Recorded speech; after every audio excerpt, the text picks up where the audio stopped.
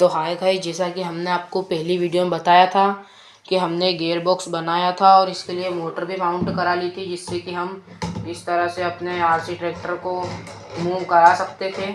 मगर उसी समय हमें ये मोटर डिलीवर हो गई थी। ये सेम वैसी ही मोटर है। हम सोच रहे थे कि इन दोनों मोटरों का यूज़ करके एक 4x4 आरसी ट्रैक्टर बनाया जाए। और गाइस, हमने ये स्पंज और इस साइकिल के ट्यूब का यूज़ करके टायर बना लिया है। आप देख सकते हैं गाइस, इसका बहुत ही अच्छा बाउंस है।